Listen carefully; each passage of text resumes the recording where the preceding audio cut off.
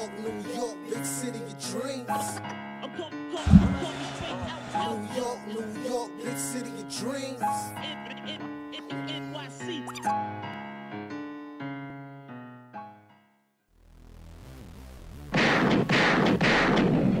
What's going on? This is Jay Ellis from the Nick of Time Show, here giving you that Knicks talk just in the nick of time. And the Knicks win a scary one. It was a tight game, 113 to 109. But guess what?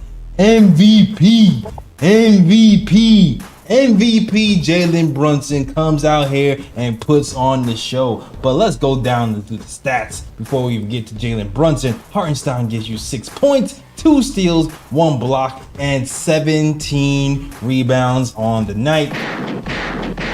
OG Anunoby gives you 19 points, 7 rebounds, and shoots 3 of 5 with 2 blocks on the night. Dante gives you 19 points. Randall gives you 21 points and 5 assists. But Mr. Incredible Brunson Burner gives you 41 points, 8 assists, and 7 rebounds on the night, and scoring 20 points in the fourth quarter alone, and gave you bucket after bucket in the clutch. Mr. Wonder himself, Jalen Brunson, gotta bust those shots for him. Because the Knicks overcome, giving up 17 turnovers and 23 points off of turnovers for the night. But despite their sloppy play on a back-to-back night against a feisty Wizards team, the Knicks win 2 in a row, and we are moving on. We are moving on to the Raptors on Saturday. Getting ready for a reunion game, an emotional reunion game, so everybody get your tissues ready for Saturday. But before we get to that, we're going to talk about tonight in this game. All right, the good, the bad, the ugly, and everything in between. So let's get to it. I'm going to introduce you to my guys. First and foremost, it's the man, the myth, the legend, the guy, the stats, and the facts. All right, G in the building. What's good? What's good? And second, I think this is the Latin assassin. But what are your pronouns, Latin? I'm not sure who's the. I'm not sure what's happening today. Lee Escobedo's in the building. This is my face after that win, man. It's like I'm happy, but it's also like, damn, it shouldn't have been that hard. That should have been an easy W, as Ryan said in our chat. That I think that game took a little bit too much out of us, and it took a Jalen Brunson masterclass for us to beat the Washington Wizards, the 7-win Washington Wizards. So I'm happy, but I'm also like, Leon, man, keep working those phones, bro. Do not stop. Yeah, keep working those phones. I have a theory. First, the Washington Wizards just picked up Marvin Bagley, and he did pretty well for them. He definitely was trying to impress his new teammates. But though the Wizards, they've been bad all season, and they got embarrassed by losing to the Detroit Pistons at home. You don't want to do that. Your reputation and your pride is at stake when you lose to Detroit Pistons at home, and they've been losing a lot lately. So I feel like there was a little bit of extra vigor coming into the world's most famous arena at Madison Square Garden and putting up the fight, because they actually didn't play bad. But also the Knicks played bad too. The Knicks played bad, but Jalen Brunson is just that good. And we got to just talk about how incredible this guy is. I will never get tired of watching Jalen Brunson put on a masterclass and cooking everybody on the other side of the ball. I don't care who. Short man, tall man, double team, step back 3 and ones. He has the full arsenal. He was in his bag. The Birkin bag was deep today with Jalen Brunson, and there was no answer for him. And I'm just happy he's on my team, because it's still not lost on me how we were looking for a guy like this, a 1A, a point guard who can do the things he did today and just put the team on his back when everybody else was turning into calamity. So I'm appreciating everything that I saw from Jalen Brunson, who did everything scarily, seemingly on one leg today. Because he looked like he got a little bit injured or tweaked, but he got through that injury or tweak or whatever it is, and he got that win. I'm glad he's on our team, because woo, Yeah, he's an unstoppable force. I know Scott Perry is talking about forces. Jalen Brunson is a force. I don't know if you have anything to add to that, Ryan. G. Yeah, Brunson. Well, first and foremost, let's just keep it a buck. Jalen Brunson is the reason why the Knicks won this game tonight Absolutely. against the Washington Wizards. If Brunson wasn't going off like this, the Knicks probably would have lost. And it's impressive the way he's able to get clutch bucket after clutch bucket after clutch bucket.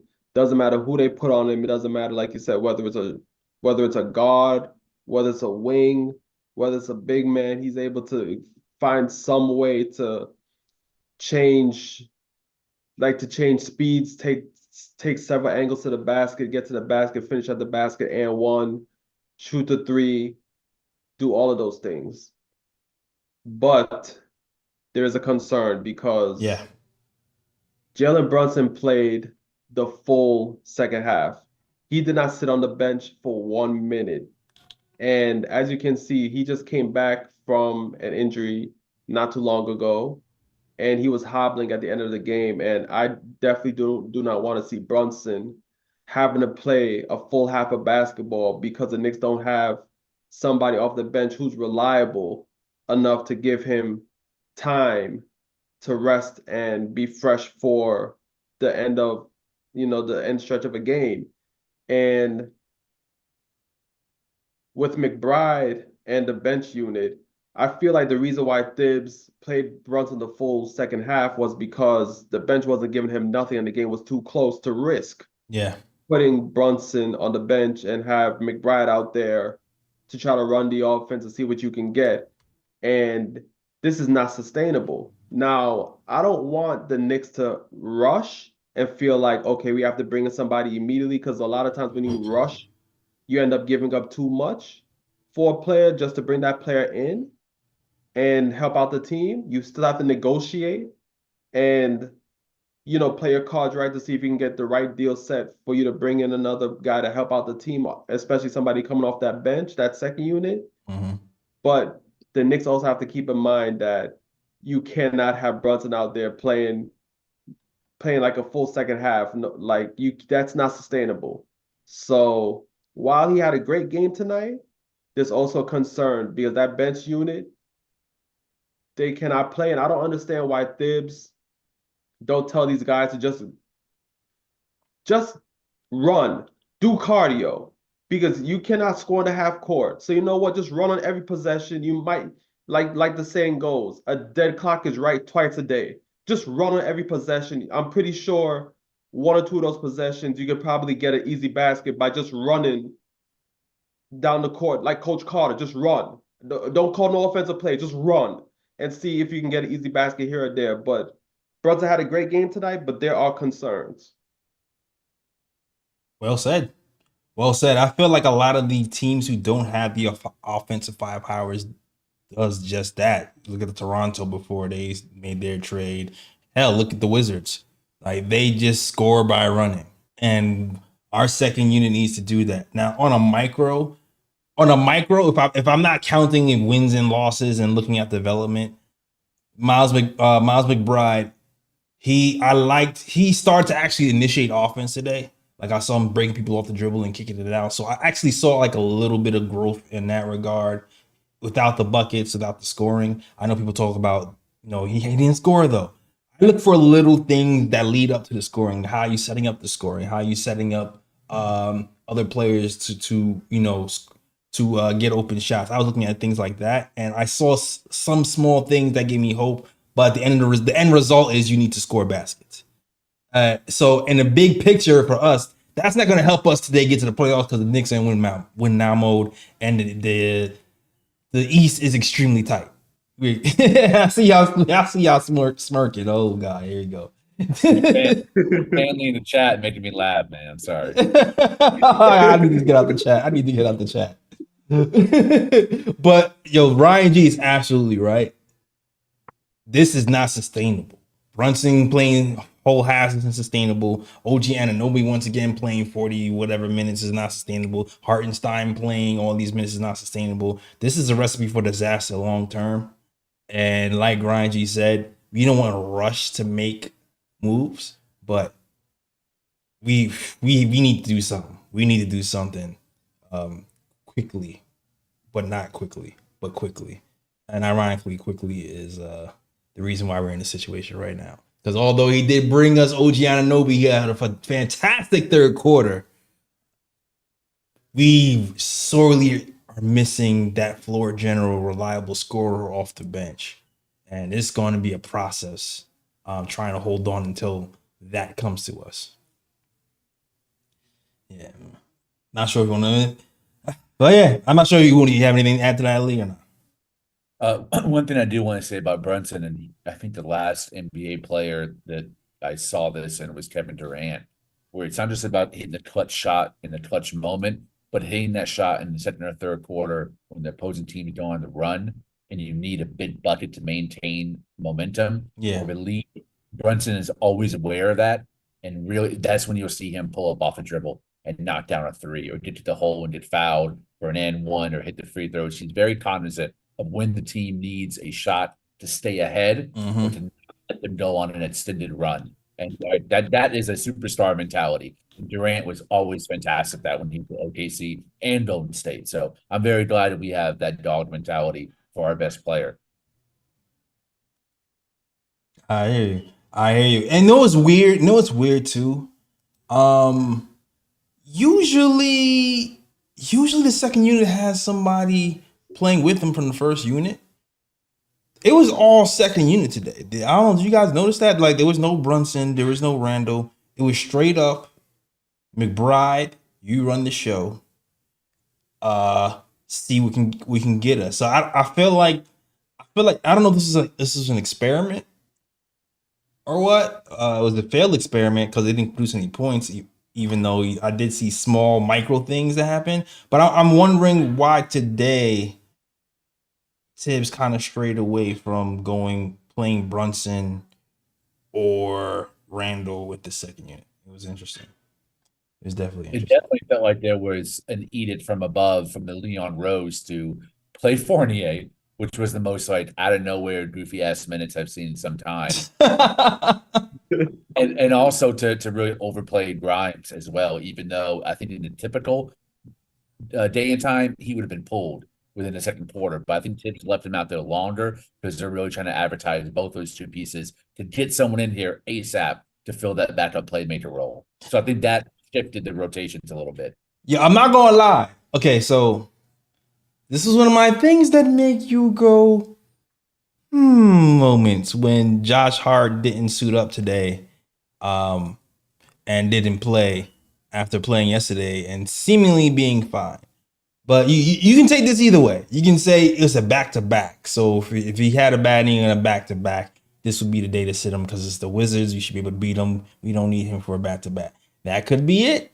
Or if you're a conspiracy theorist and you're reading these headlines about Grimes and Evan Fournier being shopped, then you might believe, hey, this is the opportunity to shop them and see what they can do. So we saw a little more Grimes, Evan Fournier today. Fournier didn't play well, and I'm not gonna hold you guys. I was kind of disappointed in the Grimes minutes, man. I was disappointed in the Grimes minutes. Like, he's been shooting well this season, even with reduced minutes. Been shooting 39% from three, which is better than last season. I felt like he was a deer in headlights today. Like, I felt like he got shook. There was a span, and he's playing meaningful game minutes in the third and fourth quarter. We saw Dante DiVincenzo and Grimes playing together in meaningful minutes. Dante was going off. Grimes was hesitant, didn't shoot when he's open, maybe overshot sometimes. Like, it just seems like he didn't know where to go, or maybe he was just not in the moment and overthinking it. I was kind of disappointed what I saw from Grimes, because when you've been relegated to the bench playing 15 minutes a game since this trade happened, this is your opportunity to seize the minutes that you have and show the coach or the NBA like, hey, I'm for real. And he didn't do that today, so I was a little bit disappointed.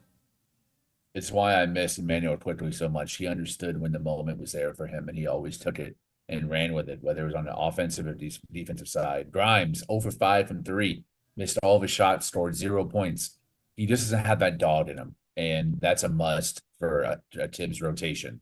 The thing about the rosters he had in Chicago, the ones that stuck together for a very long time, there were guys he trusted, and there were guys that he didn't, and the ones that didn't last very long, opposed to the Kirk Heinrichs, the Lou Aldanes. It's no surprise he's going to be shipped out. It's disappointing because I'm thinking about 26 other NBA teams. Grimes would be one of the best young players in the NBA right now.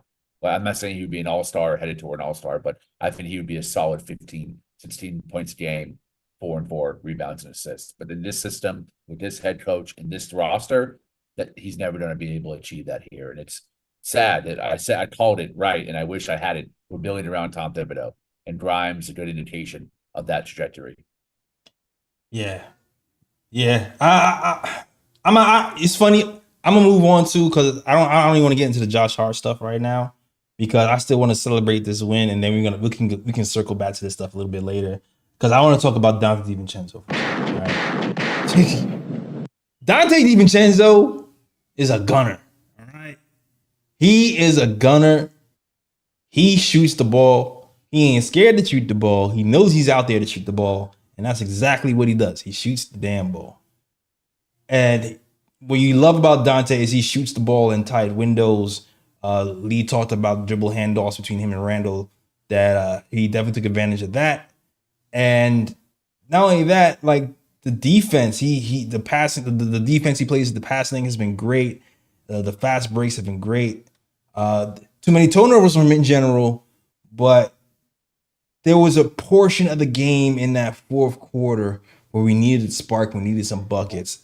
And I felt like it was Brunson and Dante, that Nova connection. Like I felt like those guys were the ones who were kind of carrying the team for like a good 5 to 6 minute span. I mean, then Brunson just went off of his own and did his own MVP thing. But I even though if you looked at his stats today were 40% from the field, but like 41% from three. I think he shot 12 3-pointers. Just let him fly. Just 12 3-pointers today. Yeah, I liked what I saw from Dante. He definitely he didn't shoot well from the field, but I felt like he benefited from the Josh Hart's absence today with a little bit extra run. Yeah, and you see the way Dante plays when he's in the starting lineup is the exact reason why Grimes is not a starter anymore. Just for the simple fact that Dante knows his role. Dante knows if he gets the ball and there's an inch of daylight, let it fly. He's a good 3-point shooter. He knows that. And he knows that his job is out there to shoot. You let it fly. And Grimes, towards the end of his stint as a starter, he wasn't letting it fly from that shooting guard position. And then also on top of that, I think Dante moves better without the ball as well, which also helps. And he's better than that. He's better than Grimes at that as well, which is why he works so well in the starting unit than Grimes also. And Dante definitely played well today. He did hit some clutch threes in the fourth quarter that kind of gave the Knicks a bit of a cushion, especially when the Washington Wizards were cutting into the lead, and that pretty much helped the Knicks to propel them to victory. So Dante definitely stepped up in his minutes and hit a couple clutch threes. So he played well tonight. Yeah. And it's funny because when Evan Fournier first got here, right, there was a time when Evan Fournier was good for us when Elfrid Payton was next to him, so you didn't have to worry about the defense so bad because Elfrid actually played defense. As bad as he was offensively, he actually played defense. So Evan Fournier was able to play.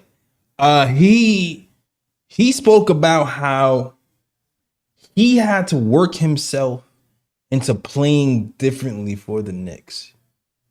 And I remember reading an article and he talked about how he worked on how he shot threes specifically in tighter windows, going off curls with Julius Randle and getting that timing right.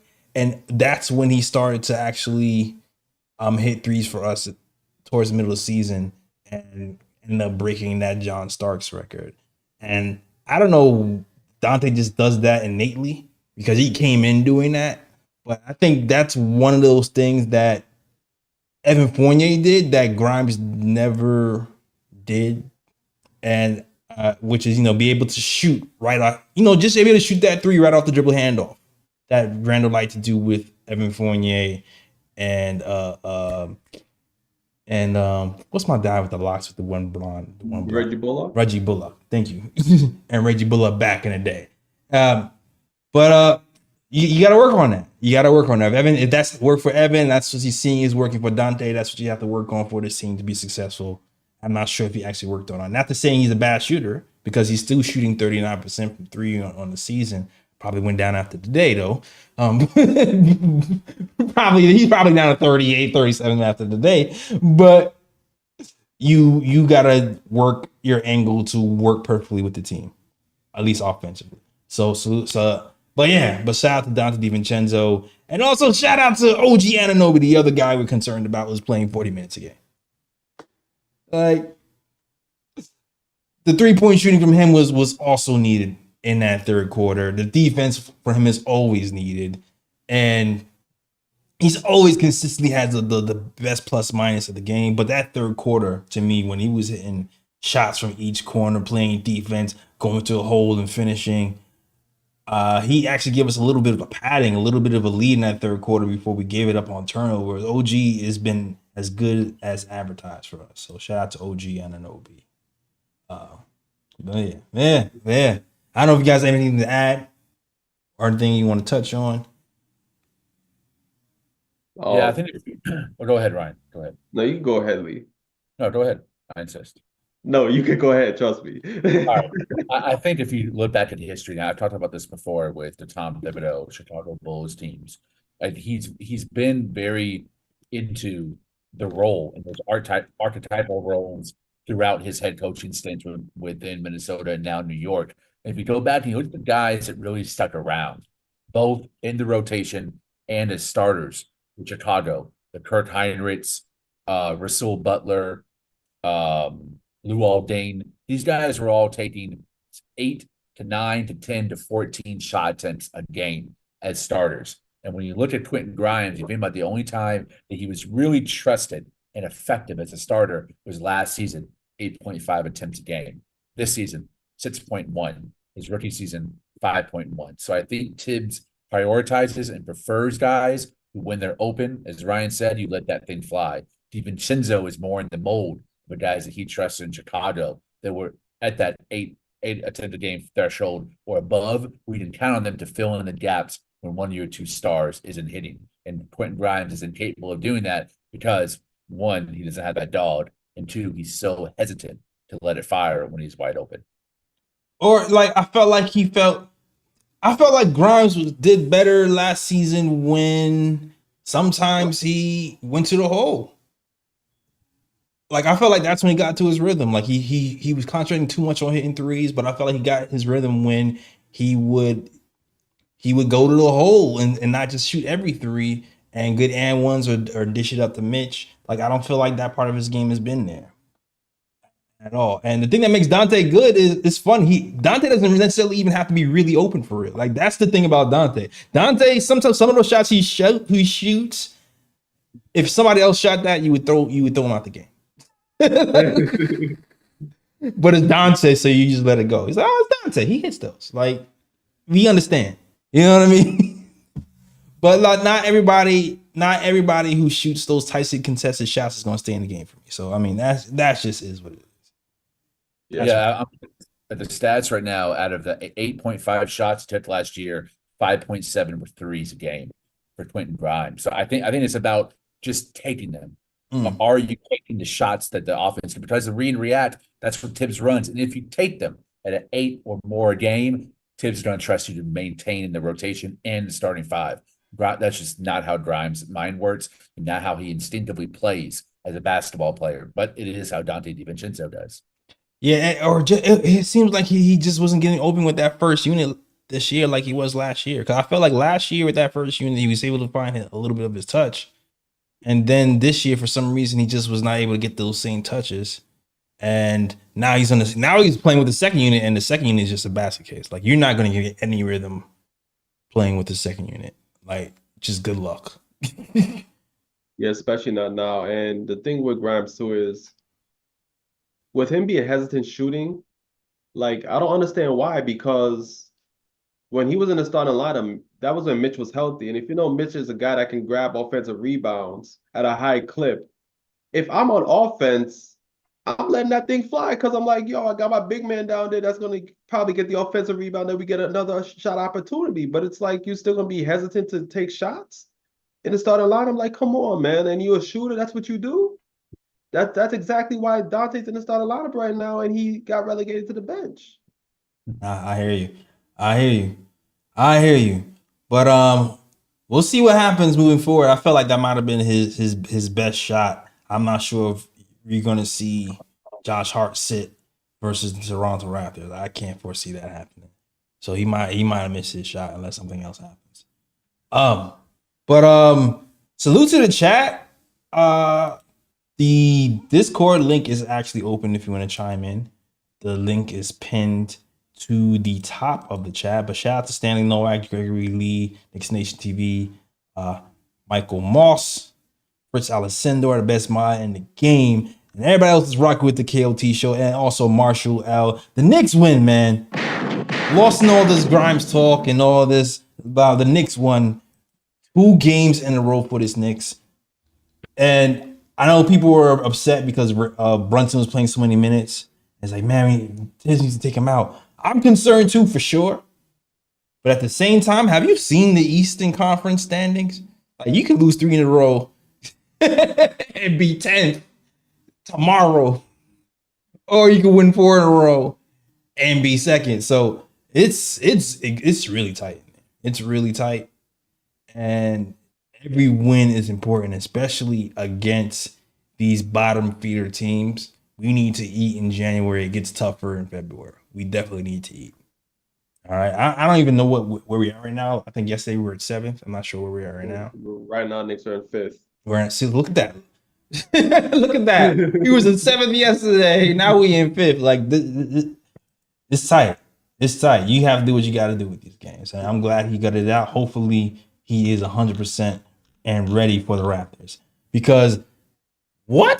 Jalen Brunson versus Emmanuel Quickly is going to be top billing. Oh my God. I expect Twitter to be at war. I expect tears. I expect gunshots. I expect emotions. I expect quotes. I expect it all. It's going to be crazy on Saturday when the Raptors come to the but also Saturday, hold on. Julius Randle, come to the stand, please. Julius Randle, please come to the stand. Dog, Julius. Julius hit some clutch baskets today. He did. He hit some clutch baskets today. One thing I always said last season was, what do the Knicks do when they force the ball out of Jalen Brunson's hands? I feel like Randle has been playing off of Jalen Brunson better this year than he was last year. So I'm happy about that. But with the game on the line, Randle, my pet peeve with Randle has to be his lack of pulse for the moment sometimes is just baffles me. Like the way he's casually dribbling up the floor, not protecting the ball with his body, with Jordan Poole trying to steal the ball, with the whole Wizards team's defense is up 20 notches. This is the best defense they ever played all season. All right. And you just casually bringing the ball up and having a turnover. What was it? 40 seconds left in the game. No. Nah, Randle, we need you better. I like it in the way you've been playing this season. You've been hitting the clutch baskets, but we need you to concentrate towards the end of the game. We can't have that. Yeah, I mean, to be fair, I'm not even sure that was really a foul on Randle, to be honest. That one could have kind of went either way, and they just decided to give it a pull. But yeah, he does need to be a bit more aware of the moment and be a bit more aggressive, bringing the ball up the court. But it's kind of crazy though, because he did knock in 2 clutch shots for the Knicks too well on the stretch. So it's kind of like, you know, he has the good and the bad. It's like he knocks in those clutch shots, but at the same time he turns over the ball late in the game. that keeps the Wizards in it as well. It's like, come on, man. Like you're negating the good that you did early in the fourth quarter by doing what you did late in the game when the Knicks need to try to close this game out. Fundamentals, Ryan. Protect the ball with your body. Basketball 1-on-1. You don't even you don't even do all this crazy dribbling, dribble that. Oh, you big. You're 6'8". Pool is a little thing. All you gotta do is turn to the side. That's it. Like you don't gotta do nothing crazy. Like it's really not that hard. It's turn aside and dribble. Use your body as a shield. That's it. That's why sometimes you just got to get the ball to a guard. Sometimes you just got to get the ball to a guard. But I digress. But salute to the chat. I don't know if anybody's in the actual Discord. I haven't even checked my computer. My bad. But salute to you crazy guys who's here checking out the KOT show. Damn near 11:30 because we beat the Wizards. I salute you guys and I thank you guys for all the support. We appreciate you guys. Shout out to Marsha L. Shout out to Glamour in the chat and everybody else is rocking. And Crazy Stan No Whack in the chat as well. All right. How you guys feeling? I want to talk about rumors. There's been a sprinkle of rumors in the Knicks Twitters and the internets. Do you guys want to get there? You want to go talk about those? Let's do it. Yeah, why not? Let's go. Let's do it. All right. News has been dropping and I'm gonna get to it. I don't even know if I want to get to the Bondi news. I don't even know how to take Bondi. You know what I mean? 85% false. 85%. I don't know if you guys heard about the whole thing about Tibbs is mad at Grimes because he didn't play with the bad shoulder, and Grimes is pissed at Tibbs for not playing time. I don't know what to make of that. I don't know what's true, what's false. I asked Ian what he thought. And he didn't get back to me. Hopefully he does. Because I'm flabbergasted. But Michael Scotto, though, and Ian Begley did drop some news, and I'm going to get to that real quick. Let's see if I can actually find the little tidbit that I wanted to read. So shout out to Michael Scotto, who was here with the KOT show, talking about this DeJounte Murray. He was the first guy I seen kind of break the news that the Knicks were even interested in DeJounte Murray and pairing him with OG Anunoby. But of course, you might have heard this bit of news before. Atlanta is looking for at least 2 first-round picks, according to The Ringer. The Hawks are not looking to take back salary past this season, league sources told Hoops Hype. That smells like Evan Fournier to me. But let's keep going. But also interesting about this is this part. Another big market, New York, was first reported to have interest in Murray by Hoops Hype since acquiring OG Anunoby and the team's recent success. However, the Knicks aren't in a rush to push their chips all in for Murray at this time, which is interesting because, everybody knows the Knicks have picks. They got more picks than anybody else. So to me, what this means is, hey, we're not outbidding ourselves. Nobody has offered the DeJounte 2 picks. We're not going to do it either. All right. We're only going to move unless it's what Leon likes to call a bargain basement deal. That's what he does. He does bargain. He doesn't like adding picks. Doesn't add a lot of value. So that's what it's looking like right now. So they're not really pressed on Murray at this point. All right. But what else is interesting is this tidbit. When you get to this Knicks trades target, it says the New York Knicks are primarily dangling the expiring contract of Evan Fournier. No surprise there because they're trying to get rid of him. And young assets, Quentin Grimes. Boo. And draft pick compensation for a potential upgrade, these sources told Hoops Hype. While the Knicks have been linked to Hawks guard DeJounte Murray, as previously reported here on Hoops Hype, New York is gauging the market to see what else that potential package can fetch. So just look like they're doing due diligence. They just kind of wait around. Given the recent success of the Knicks have had following the OG Anunoby acquisition, New York isn't in a rush to push their chips in for Murray. These sources tell Hoops Hype several rival executives who spoke with the Hoops Hypes already unofficially penciling in on Anunoby to resign. Okay, let me skip all this part and get to the other part. The Knicks are doing their due diligence and looking at various players across the league, including Hornets Terry Rozier, we talked about on this program, Blazers guards Malcolm Brogdon, and get ready for this, Lee, Tom Thibodeau favorite, the one, the only,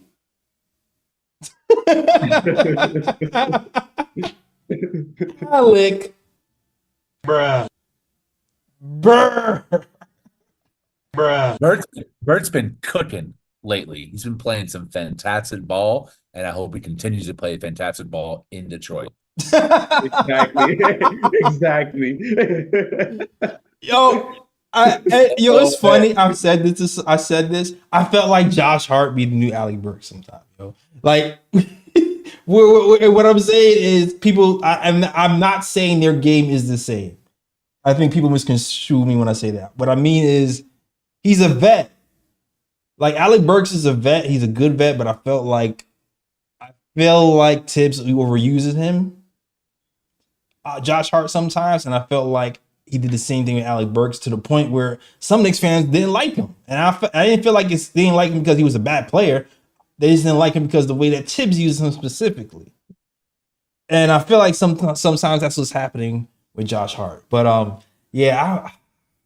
actually like Alec Burks as a player, but I'm good on Alec Burks. I'm definitely good on Alec Burks for sure.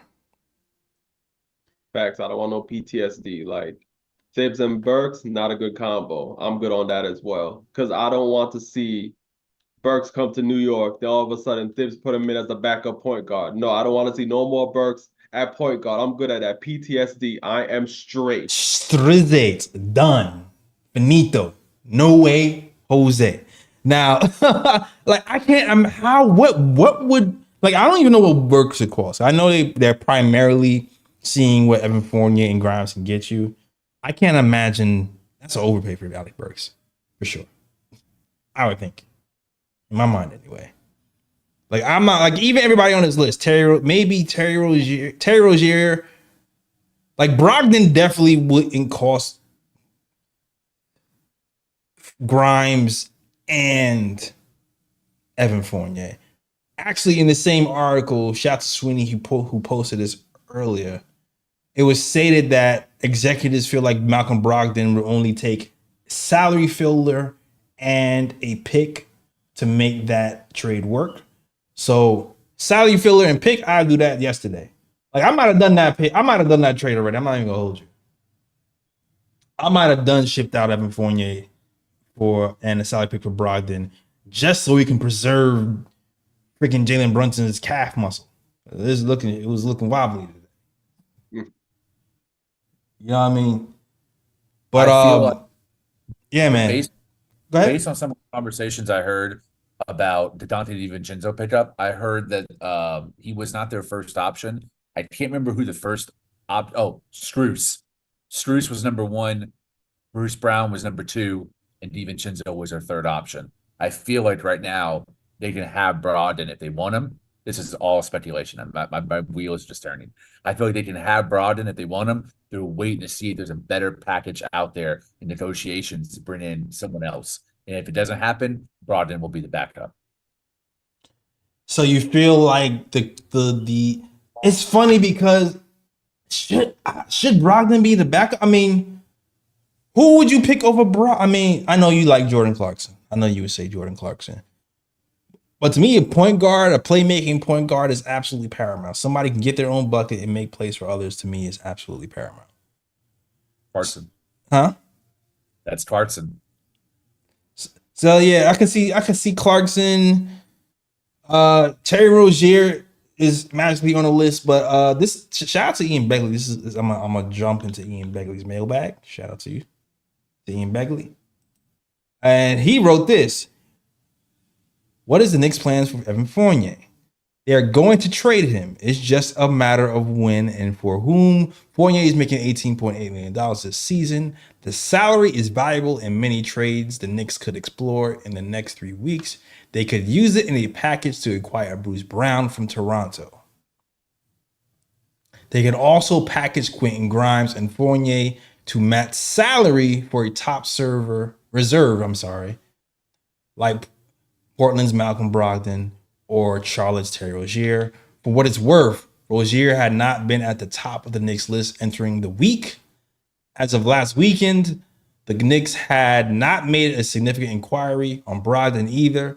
Things can always change in the next 3 weeks, but Brown, I assume, will be near the top of the Knicks of the Knicks wish list if he becomes available. So this is kind of revealing a little bit more. This is kind of giving you a hierarchy of what the Knicks are looking for, and it's kind of confusing to me. I'm not even gonna hold you, like, because the way Ian is writing it makes it feels like Bruce Brown is more of a priority over a Brogdon or Clarkson or whoever else we're talking to, which is strange to me because, Bruce Brown, he's known to, like, he's a wing guy. He's a 6'4" wing, scrappy guy, but he's not really like a point guard, even though he's played some point guard. So I don't know. What do you guys think of this? I mean, me personally, first and foremost, Bruce Brown, he's a good player. I'm not trying to say he's a bad player by any stretch of the imagination. He's a very good player. He played a vital role on that championship Denver Nuggets team. He's definitely a guy that can come off the bench. He could definitely drop 20 points on any given night. He's capable of that. I think the way the Knicks are looking at it by having Bruce Brown near the top of their list, I think the Knicks are looking at it as they just want somebody off the bench that could just score for them.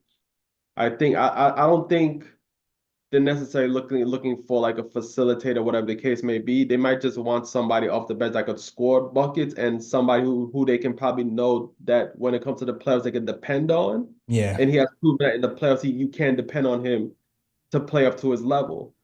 So that's the only thing I can think about. Maybe they're thinking about it as, we bring this guy in when playoff time comes, we know he's going to produce, and then on top of that, he's gonna help the bench, up its scoring. So, and then on top of that, I mean, he is a guy that fits the Thibs mold as well. I mean, he's a guy plays defense, dog, can score. Yeah. Look, at the end of the day, it's like, the front office doing what they do. They just copy and pasting the same archetype player, dog. Pretty much, that's what I'm saying. They just give a bunch of Josh Harts here. It's just 6'4", can shoot threes, but not really. But maybe sometimes in clutch moments they could, and play defense and run around and bark at you and make faces and shit. Like that's what they like. That's what they're doing right now. I'm out on Bruce Brown. No interest for all the reasons that you guys said. We already kind of had that archetype. Now, he was the best. He was the most important non-starter. Well, non-bid four in that Nuggets championship run. Outside of Gordon, Joker, Murray, and Porter Jr., he was the most important role player. He had bigger moments than Braun or KCP, but yeah. But in my opinion, there's other options out there that add different elements to our team that we need more. We need someone who can actually shoot threes at a sniper level, because we can't just depend only on Brunson DiVincenzo. We need to have a guy off the bench and come in and hit threes at a really high clip and consistently as well. We also need someone a little bit more flash, someone who could average 20 points in playoff series. That's not Brown. I don't want us to package our assets, especially Quentin Grimes, for a player like Brown, when Grimes obviously has more higher upside and is getting paid $23 million a year. Contract is also super overpaid. I think what the Knicks are thinking and what NBA teams are thinking is you can flip him. Like they're thinking of players you can grab that's 23 million that you can flip. That's really what it is. So like, even though you may say he's underpaid, the way the cap is going, the way teams are looking at him, he won the championship. I'm pretty sure if it came to it, if like a star became available, you can put Bruce Brown in there and teams wouldn't bat an eye because he's making 23, he's salary filler, and he's championship proof. And so I feel like I'm not sure if the Knicks are looking at it from a long term, like he's gonna help us with what we have already, or just a flipping thing. Like I'm just thinking of contracts as like pretty much a damn pancake. Flip you here and I don't know how seriously to take this because of the archetypes players that we have. I think it might be a flip thing because I think what also helps is that next year he's going to be expiring. So the Knicks could be just looking at it as, because in one of the articles that I read, I don't know if we talked about on the show or not, but basically it said that the Knicks are looking for a guy that can help today, but at the same time can be flipped. Yeah. And I mean, if you're looking at it from that standpoint, and Bruce Brown does fit that archetype, he is a player that can help today, and you can flip him for another, star player or whoever else the Knicks pursue in the future. And I think that's why Terry Rozier just landed on their radar. Like I'm not sure how serious they are.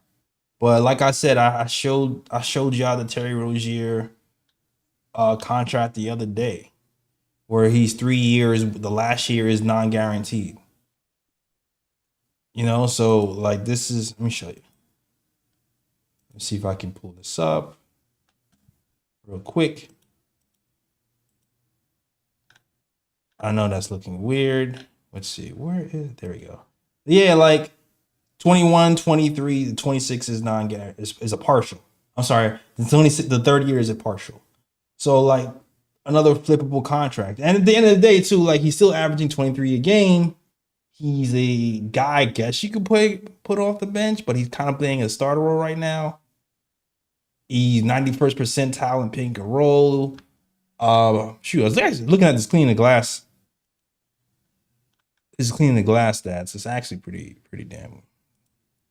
Like, he's 40% from three. Ford made it 50%. Like, he's lighting it up. He's not finishing at the rim, but everywhere else, he's lighting it up. So he fits that mold. He's not probably the defender that Tibbs might actually want. That might be where it falls flat, because if you're gonna play with Brunson, you want to have a defender next to Brunson. That's probably where it falls flat. But everywhere else he hits. And so I don't know. That could be why the Knicks are looking at him, but I'm not sure how serious they really are. They could just be like, oh, contract. Contract and the scorer. Let's see. Let's try. The thing that eliminates Rozier for me is you can't close with him and Brunson in the backcourt. 2-6-1 guys that are going to be cooked on defense. It's not going to happen. That's why I don't think he's a realistic option. Where Clarkson, DeJounte Murray, Brogdon, they're all 6'4", 6'5". They can finish. They can close the game like IQ used to with Brunson in the backcourt. Yeah. Nah, I hear you. And of course, Brogdon is Brogdon. We talked about Brogdon. But you guys already know kind of what Brogdon brings to the table. 6th man of the year guy last year. He's on Portland Trailblazers now. Down year, but like I said, I don't take down years on bad teams with a grain of salt. For veterans specifically, like those veterans who are 30, like I feel like once they're on the bad team, they're just like, man, whatever. Like sometimes it's just like, wait till trade deadline, please. I'll do my job. I'll mentor, but I take those numbers with a grain of salt.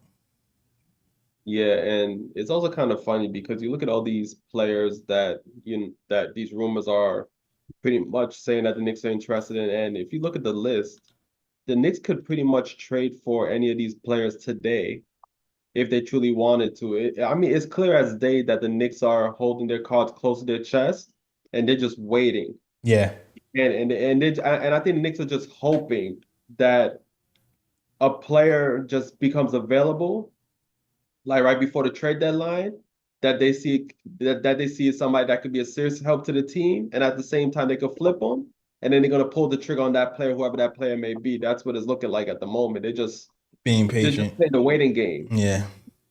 We got OG. You shot the first gun, you shot the first bullet early, made the first team to make that trade.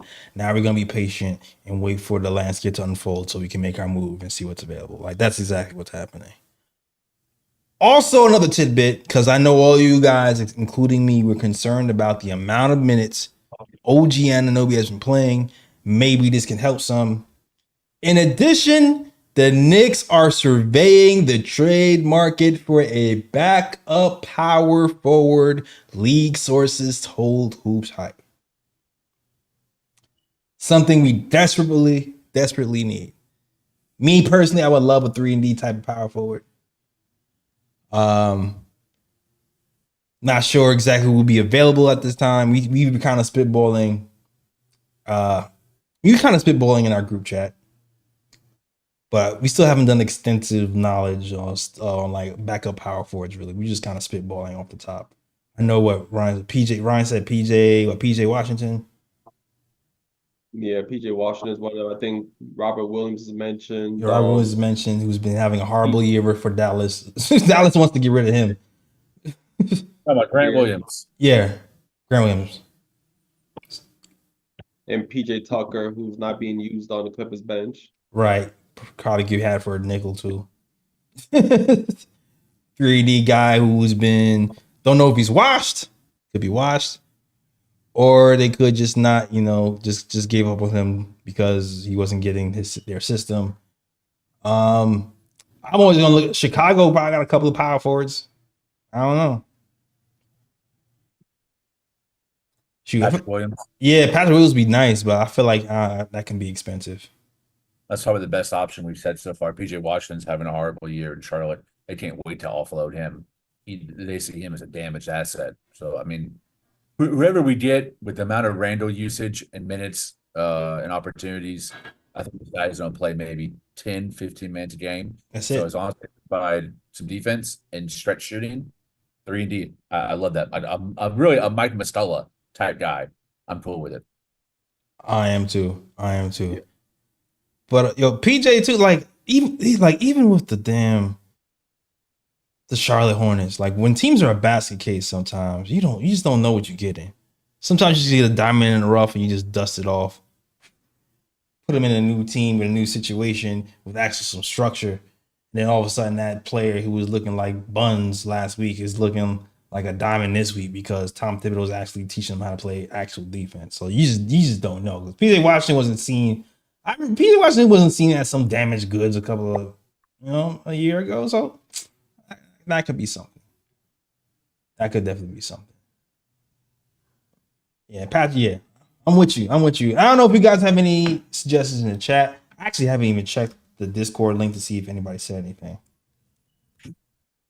Fritz had Goodwin Brand card from Memphis. That would be a nice backup big. There's actually potential there for more. He's just been injured, so he hasn't got a chance to really develop as much as he should have. That'll be nice. That'll definitely be nice. You think Memphis is going to give up on him and trade him? Jaw's out for the year. I think it's possible. They might want to collect draft capital. They're tanking now. Very true. Very true. I could definitely see that. Ronnie Sanders said the Nets. Who do the Nets really have like a real power forward that they're willing to trade right now? I don't think so. They have a wing that can double as a power forward, but we have enough of that. We need like a power forward. Yes, I agree with you, Jay. Dorian Finney-Smith, great player. Yeah, but no undersized wings playing power forward. I agree. I definitely agree. Sure. Now, if we end up moving Grimes, then I'll take Dorian for sure. In a heartbeat, I'll take Dorian for sure. But power forwards, backup power forwards. I feel like it's not a lot of those that I could think of. Kuzma, of course, is great, but he's too. I can't see the Knicks getting. Wait, Kuzma's. Oh, actually, Kuzma. What is he? 20 mil? Is he okay coming off the bench? I don't see that. Yeah, I Yeah. don't see that. I don't see Kuzma coming off the bench for sure. Even if his contract might be decent, I don't see him coming off the bench. Nah. Yeah, and he's nice. His contract is what? Yeah, his contract is nice too. Kuzma is that type of contract that you can flip easily. 25 million this season, 23, then 21, then 19. Descending contract with the cap going up. Yeah. Yep. Yeah. But yeah, I don't know. I feel like we mentioned every power forward that we can think of. But I'll have to do some extensive research because I'm pretty sure there are guys that we're missing that might be available, but we probably just can't think of it at the moment as to who that may be. Dyson Daniels is interesting. He's a guard though. Yeah, he is a guard. He's like one of those. He's a guard, but he's like 6'8", right? He's a tall guard, yeah, but he's still a guard. Yeah. Yeah. He definitely can't play up front. Bodied. Got you. I feel like we've mentioned this dude on Orlando Magic a few times already. Who's the dude that's over? Jonathan Isaac? Jonathan Isaac. Yeah, Jonathan Isaac, string bean. I mean, defensively, he's a beast. Yeah, the defense is there. Yeah, but offensively, Yeah, he's a bit shaky. yeah. I'm okay with that. I think Randall is such a presence offensively. I'm actually okay. I mean, he is so good defensively. I'm thinking about matchup lineups with him, Mitch, and OG. Oh my God. Oh my God. Unbelievable defense. Let's do it. Come on, Leon. Make the call, The baby. other team not Back in New scoring at York. all. Other team not scoring at all. Him and OG together with Mitch. Oh my, that's just not fair. That's not fair. For the bare minimum, if you need to stop the game on the line, you throw him out there with OG and Mitch, and then just watch players cry. That's all. That's it. Just like what good Tibbs did to Frank on Trae Young in the playoffs. When he threw Frank out there, but Frank got cooked. So maybe that's a bad example. Maybe that's a bad example. But that version, but better. You know what I mean? That's all I mean. Oh man. But yeah, I'm out of players. I'm out of players. Think about maybe we can do some more extensive research. I did like a quick 2-minute research before it came on the show, but that's all I can think of. All right. But yeah, I'm done. I got everything else. I said everything I wanted to say. Any ooh or bruh picks for me, you guys? I do not have any. Oh wait, I do have a bruh pick. Actually, one bruh pick. Oh, you got a bruh pick? All right, let's go. And for guys who don't know, bruh picks are usually the worst plays of the week, or sometimes it can just be the worst play of the game. It doesn't even have to be about this game. It could be any game. And actually, it doesn't even have to be the worst play of the week. It could just be anything bad that you saw that happened in the universe, on Earth, in America, wherever. Like that's what we call the. Wait, I'm sorry, the bruh picks. All right. I remembered my bruh pick from yesterday. Yep. I remembered it. All right, but go ahead, Ryan G. My bruh pick is from the game tonight. Jordan Poole.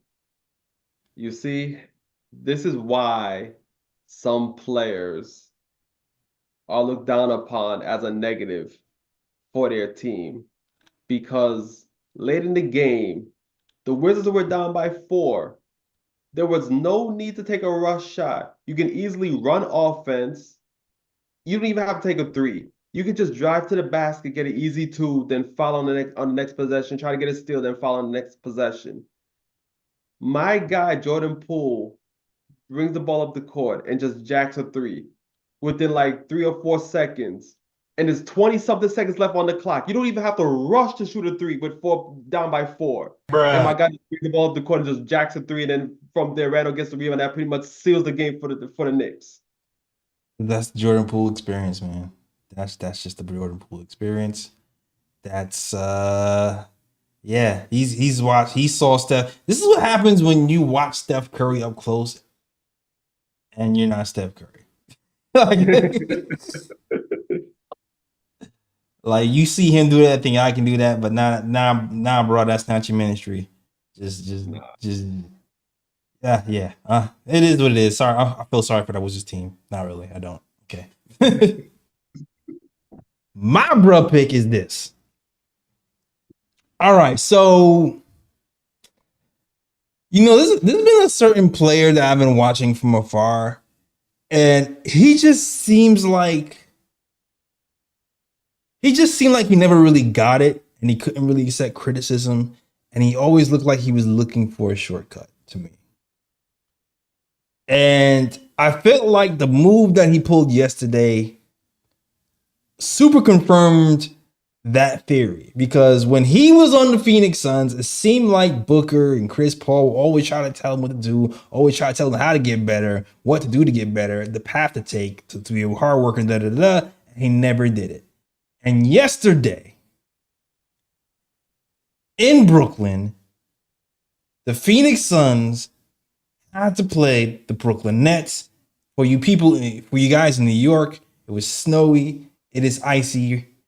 And my guy, Ayton, missed an NBA basketball game because he said he couldn't get to the court because it was too icy. Bruh. Like, my guy is a millionaire.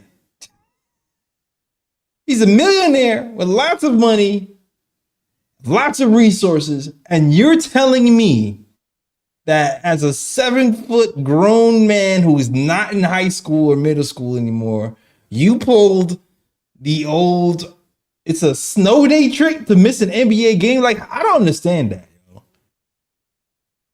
Like, you carry Uber Black. Like, I live in New York. My parents are in Brooklyn.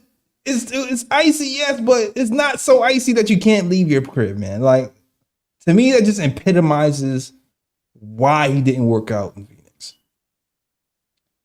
My thing, not sorry to cut you off, Jay, but my thing is this. I'm pretty sure his teammates probably live in his neighborhood. You know what I mean? Like, I'm pretty sure it's not like, he's like the only guy that lives in this neighborhood where it's icy, and then his other teammates live in like some other neighborhood where it's not icy. Like, I'm pretty sure they all dealing with the same conditions. So how are your teammates able to make it to the damn game, but you're not able to make it to the damn game? Bruh. I don't understand how you take that guy seriously, though. And he has max money. Like, these are the guys. You be hearing these NBA players talk about players who have all the talent, but they don't love the game. Like, I don't think he loves the game, because there is no way in hell I'm missing a game like that. There's no way. And I'm getting played the money. That's crazy. That was a crazy story I heard yesterday. Yeah, like Ayton, I'm sorry. You better cherish this contract, because that might be the last big contract you get. The way you don't take the game seriously. I got bro pick. What's up? My man, Josh Giddey. Now, there's been a lot of arguments online everywhere about the concept of white privilege. I think it's a term it's used too often, and a lot of the times it's used incorrectly. But I think the Josh Giddey situation with the police is one of the most profound pieces of evidence that it does exist in some cases. A man can have sex with a preteen and get away with it because her and her family do not want to cooperate. And now Josh Giddey there's no police investigation on whether he broke the law or not. Even though the evidence they had was very overwhelming that he definitely was carrying on a relationship. And they got to the point where the excuse was he just didn't know that she was 15, which is wild. If you don't know the difference between a 30-year-old woman and a 15-year-old woman, there's something wrong with you.